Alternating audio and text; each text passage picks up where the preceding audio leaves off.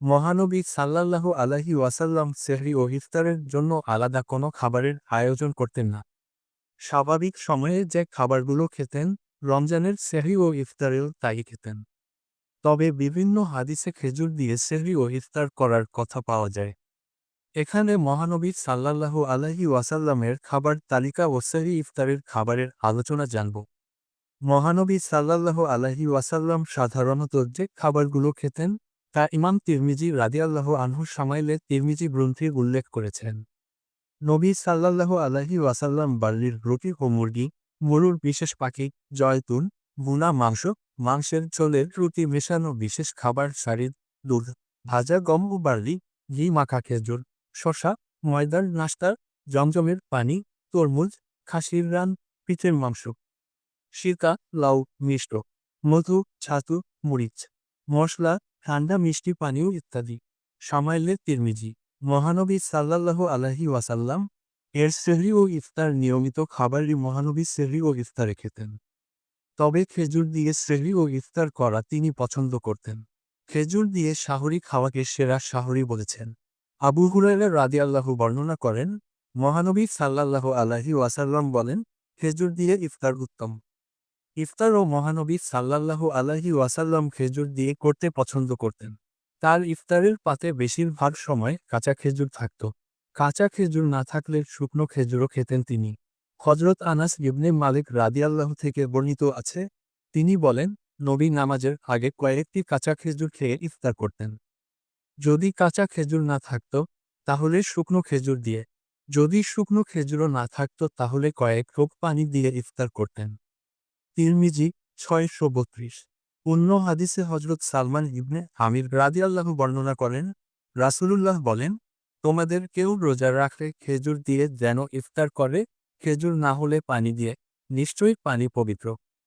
আহমদ, তিরমিজি, আবু দাউদ, ইবনে মাজাহ দারেমি। খেজুর ছাড়াও তৎকালীন আরবে প্রচলিত অন্যান্য খাবারও খেতেন মহানবী। আবদুল্লাহ ইবনে আবি আউফ রাদিয়াল্লাহু তাআলা থেকে বর্ণিত, রোজায় আমরা রাসূল সাল্লাল্লাহু আলাইহি ওয়াসাল্লামের সফরসঙ্গী ছিলাম। সূর্যাস্তের সময় তিনি একজনকে ডেকে বললেন, তোমরা ছাতু ও পানি মিশিয়ে ইফতার পরিবেশন করো। এবার আসুন জেনে নিন ইফতারে কি খাবেন, কি খাবেন না। রমজান মাসে খাদ্যাভ্যাস, জীবনযাপন, পাশাপাশি খাবারের সময়, প্রতিটি বিষয়ে দেখা যায় পরিবর্তন। সেজন্য রমজানে খাদ্যাভ্যাস হতে হবে সুষম ও সুনিয়ন্ত্রিত। রমজান মাসে বিভিন্ন অস্বাস্থ্যকর খাবার ও অতিরিক্ত তেল চর্বি জাতীয় খাবার গ্রহণ করার ফলে বিভিন্ন ধরনের শারীরিক জটিলতা দেখা দিতে পারে। তার মধ্যে অন্যতম, যদি আপনার বিভিন্ন রোগ থাকে তাহলে রোগের পরিমাণ বা রোগ তুলনামূলকভাবে বেড়ে যেতে পারে যদি আপনি অনিয়ন্ত্রিত বা অস্বাস্থ্যকর খাবার গ্রহণ করেন। যেসব খাবার খেতে হবে: ১. ইফতার হতে হবে সুষম আর সহজেই যেন সে খাবারটি হজম হয়ে যায় বা সহজপাচ্য খাবার।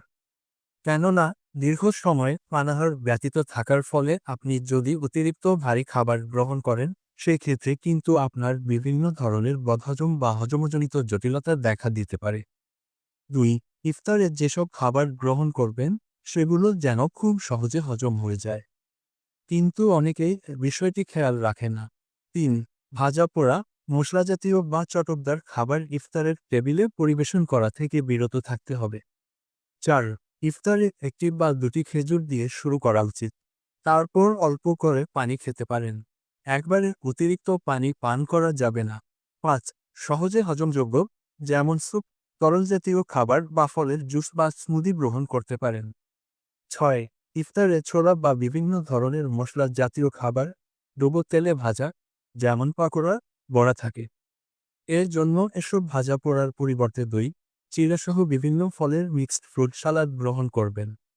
এই খাবারগুলো আপনাকে সুরক্ষা প্রদান করতে সাহায্য করবে। ৭. ইফতারে হালিম খেতে পারেন, কারণ হালিমে কার্বোহাইড্রেট, প্রোটিন ও ফ্যাটের ভালো কম্বিনেশন থাকে। আর ইফতারে বিভিন্ন সবজি, চিকেন, ডাল ও চাল দিয়ে একসঙ্গে মিশিয়ে খিচুড়ি রান্না করতে পারেন। ৯. ইফতারে সিদ্ধ ছোলা, সালাদের পাশাপাশি পছন্দের ভাজা পোড়ার মধ্যে একটি দুটি সিলেক্টিভ আইটেম ভালো কার্যক্রম ভূমিকা রাখবে।